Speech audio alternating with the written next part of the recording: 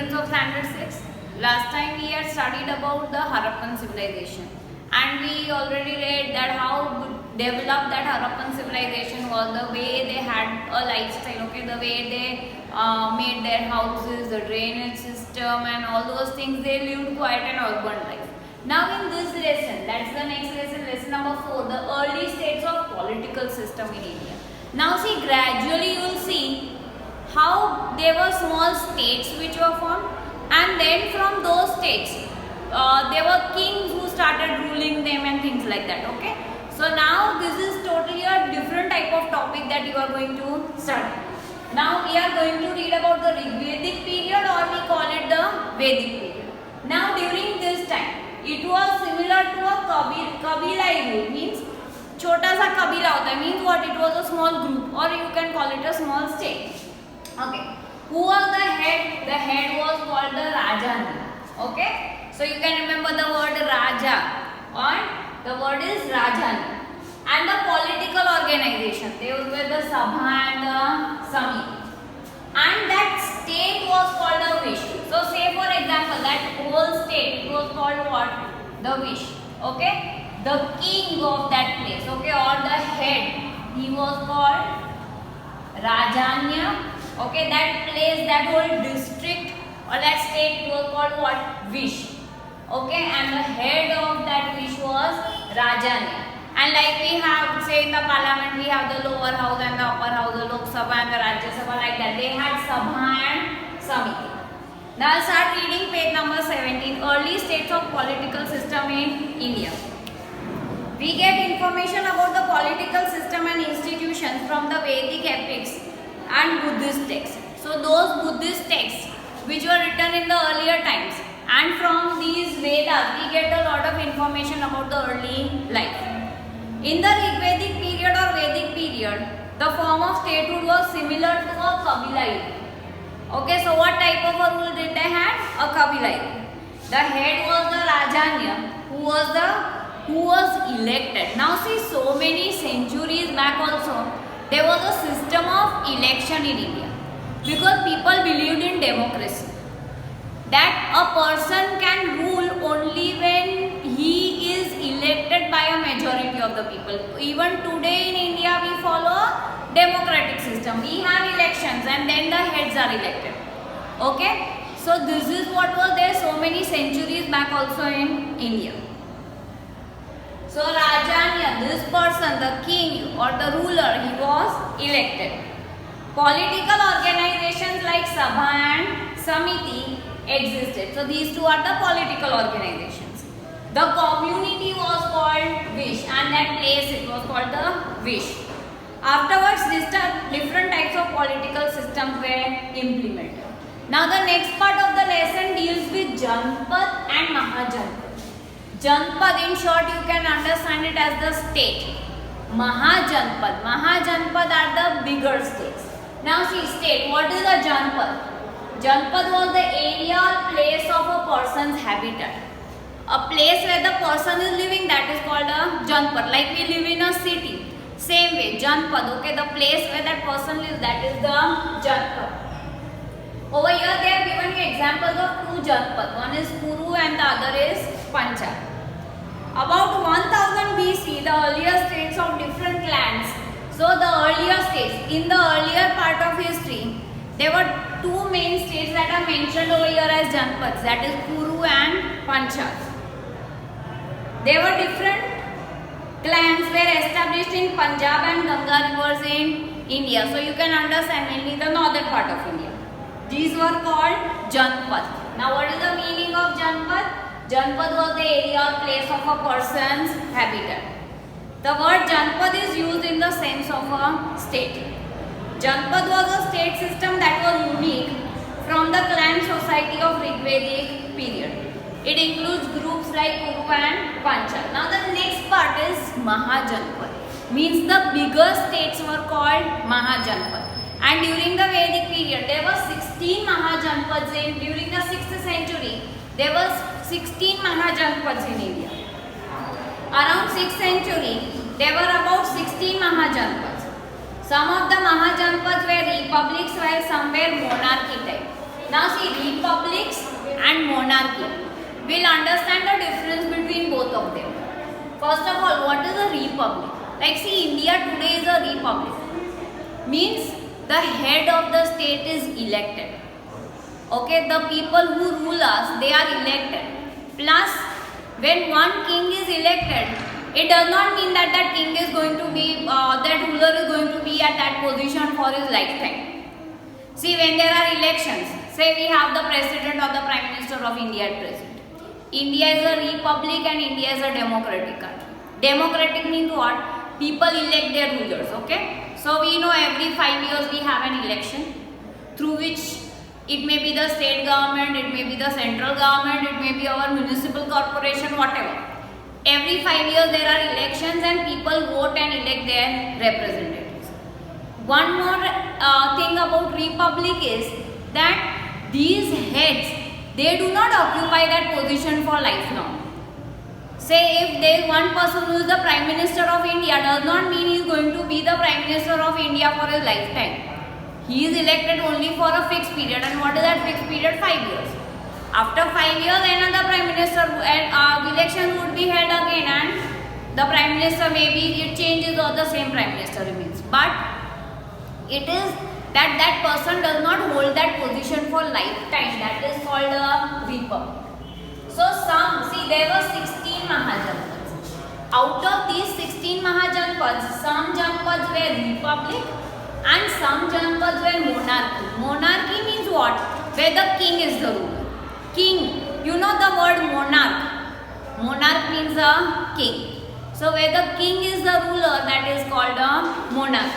Now see, how was the king made? The most powerful person would become the king. Is he elected? No. Like the republic, is he elected? No. He is the king because he is the most powerful person. And moreover, when we study about king, what will you understand?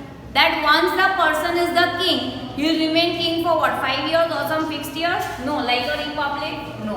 He will remain the king till he is powerful, till his kingdom is not taken away by somebody else, or till he dies. Okay, so over here is the time period fixed that he will remain the king for certain amount of years? No. Over here it is, elections are held at regular intervals and the leader keeps on changing, and it is through election. Over here there are no elections. Okay, the most powerful person becomes the king. So over here there is a mention of 16 Mahajanpads. Around 6th century, about 16 Mahajanpads have been found in India. Some of these Mahajanpads were republic while some were monarchy. So understand the difference between republic and monarchy. These Mahajanpads outlined in the following table. Now see, over here you have a table where they have given you the names of all the Mahajanpads. One is Ang, that the capital was Champa. Today it is in eastern Bihar. Next is Vaji, the capital was Vaishali. It is in northern Bihar today. Malla, the capital was Kushinara, that's the area near Gorakhpur, and Gorakhpur is in Uttar Pradesh. Next is Kashi, or it's called Varanasi, that's again in Uttar Pradesh. Then Magad, the capital is Rajgriha, that is in South Bihar, or it is called Girivraj. Then next is Koshal, the capital was Ayodhya, that is Awadh in Uttar Pradesh. Then Vatsa, that is Kaushambi, that is the area near Prayagraj, that's again in Uttar Pradesh. Chedi, that is the capital was Sukhmati, that is the region between Yamuna and the Narmada river, so that is in central India. Then Panchal, the capital was Champilya, that is Badayu near Bareilly, again in Uttar Pradesh. Then Sursen, the capital was Mathura, Mathura again is in Uttar Pradesh. Kuru, you must have, if you seen Mahabharata, there is a lot of mention about Kurukshetra, that is Indraprasth, okay, that's the area near Delhi and Meerut. And Asamka, that is Kodanya, that is on the banks of river Godavari. See, most of these, if you will see, they lie near the region of Uttar Pradesh. There are 4 more that are mentioned on the next page. That is Avanti, that is Ujjain, region near Malwa, that's central India. Then Matsya, that is Viratnagar near Jaipur, again near Rajasthan. Gandhar is Takshashila, region of Peshawar and Rawalpindi. Those are parts of Pakistan now. See over here it's mentioned Gandhar. Then Kamboj, that is Rajput, region of southwest Kashmir. So see, most of the regions lie in the northern part of India. So these were the 16 Mahajanpads, and a mention about these 16 Mahajanpads is made in a book that is called Anga Uttara Nikaya. Okay, this is the name of the book that is written in Pali language. See, earlier we had studied about Pali and Prakrit language, right? Where these 16 Mahajanpads have been mentioned. Okay, the next part of the lesson is, see, monarchy. Monarchy means a state where the king is the ruler. Now see, there was competition for power.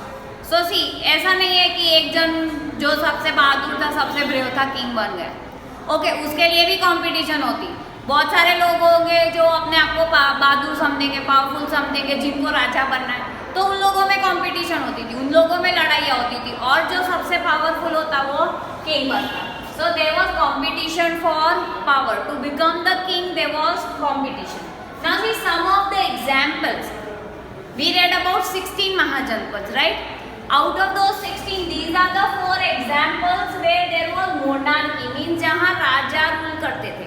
जो सबसे powerful होता वो राजा बन जाता. Magad, Koshal, Vatsa and Avanti. These are monarchies. And out of all these monarchies also the most powerful was Magad. ये सब में से भी सबसे पावरफुल कौन था? Magad.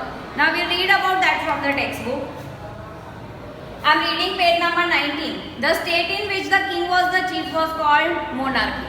Among the Mahajanpads there was competition for power, which consisted of 4 powerful states: Magad, Koshal, Vatsa and Avanti. Now see, Magad was the most powerful, so we'll just read a little about Magad.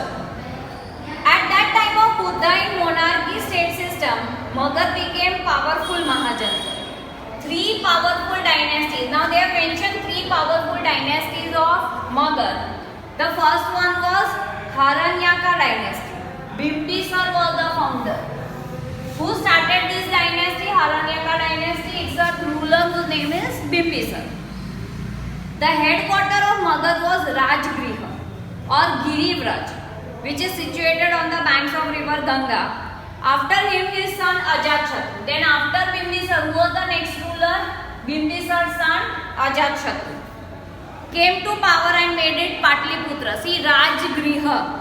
Then the next capital was Patliputra, and today, how do we know Patliputra? Today it is Patna. That's the capital of Bihar. He fought a war with the Vaji Union and defeated the Lichavis. This way he extended Magad. Okay. Later in the lesson we'll read about Vaji Sangh. Okay. So he fought with the Vajis, this is Ajatashatru, and he then made a very big kingdom. The next is the Naga dynasty. Okay. And who was the king? Shishunaga. Nag dynasty came to power after Haranyaka dynasty. So after Haranyaka dynasty, which was the next dynasty? Naga dynasty, which includes king like named Shishunaga, who was associated with Buddha religion. The next is the Nanda dynasty. Nanda dynasty established by Mahapadmanand. So who started this Nanda dynasty? What is the name of the king? Mahapadmanand. Who was the most powerful? Mahapadmanand is considered to be the first Indian emperor. Why? Because he had a very big kingdom. During his time, Magad became the most powerful state in India. So it was during the rule of the Nanda dynasty that Magad became the most powerful. At the time of Alexander's invasion on India, Magad was ruled by a king named Dhananand. And you know, during that time, Alexander who was the king of Greece, he came to India. And when Alexander came to India, that time who was ruling over there was Dhananand.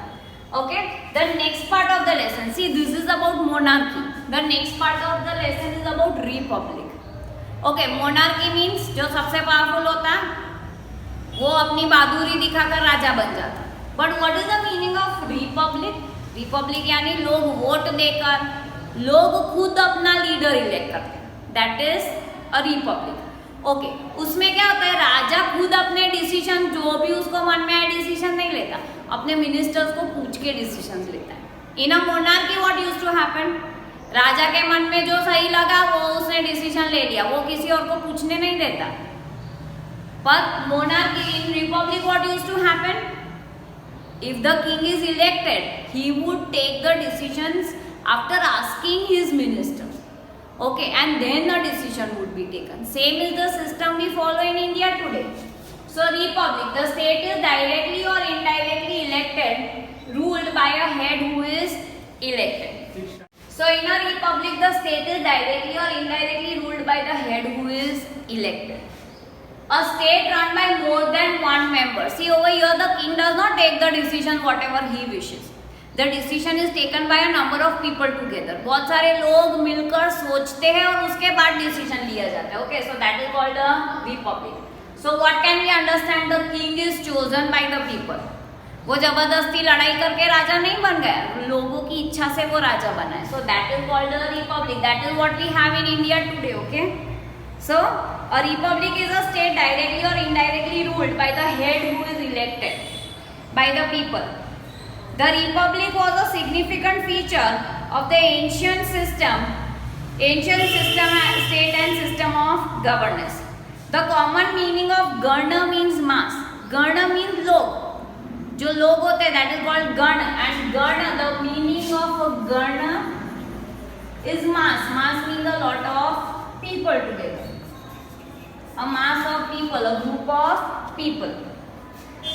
A state run by more than one member is called a republic. At that time there were some states in which the king was chosen by the people. Such state was called a republic. Some of the examples of republic are Lichavi, Shakya, Lichavi of Vaishali, Shakya of Kapilavastu, Videha of Mithila, and Malla of Kushinagar.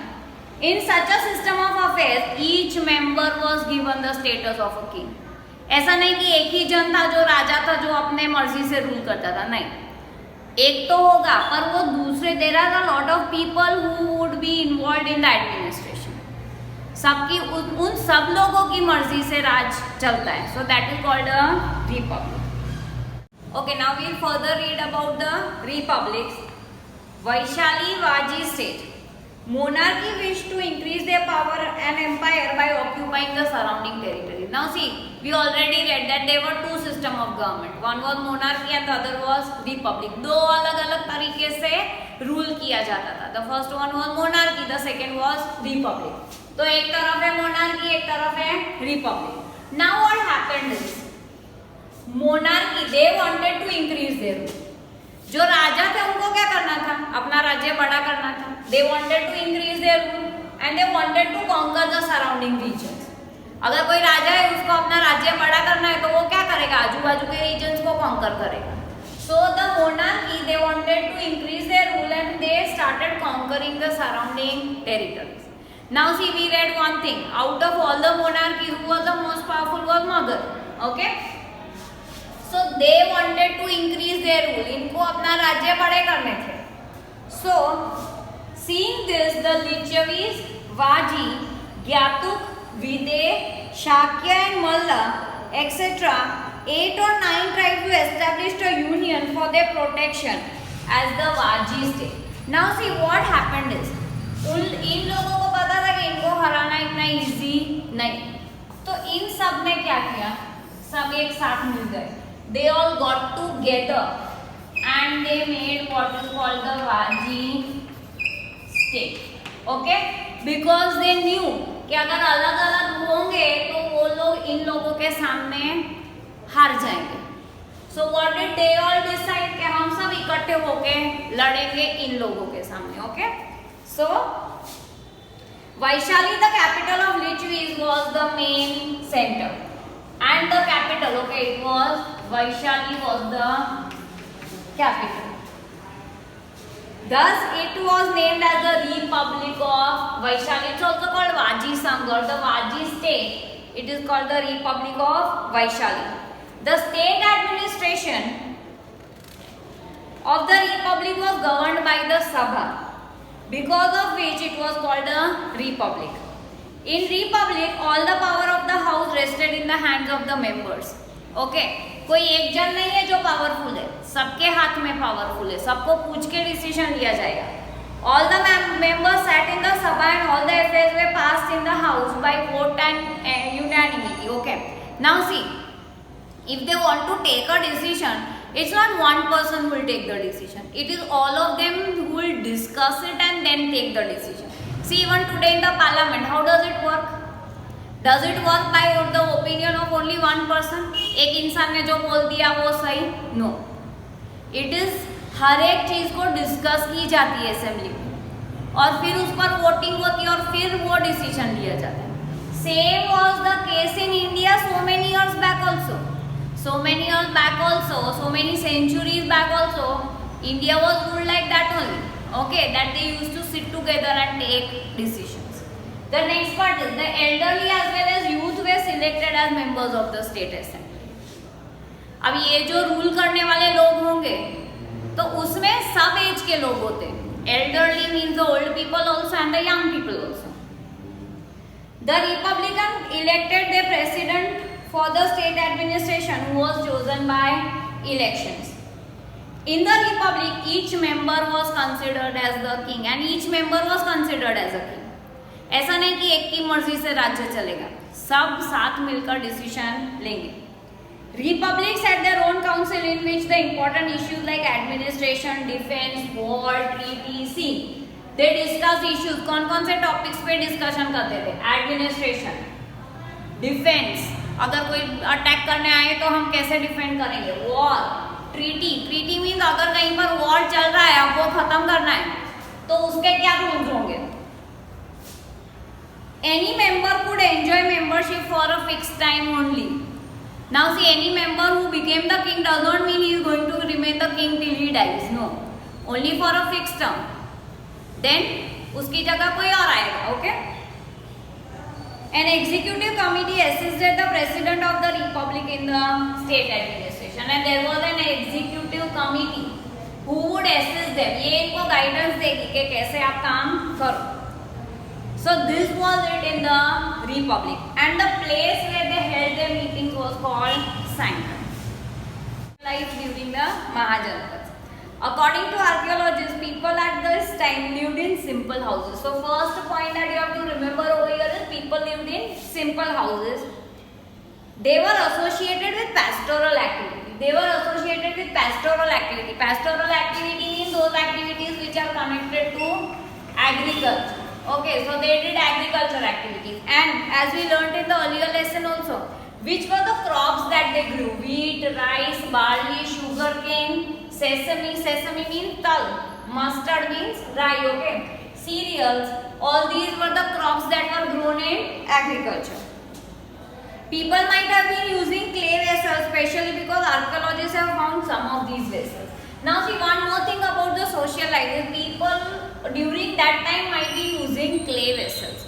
And what is the proof that the people use clay vessels is that when the archaeologists they dig inside the earth, they found out clay vessels made of clay. Okay, and that is why it is said that the people might be using clay vessels.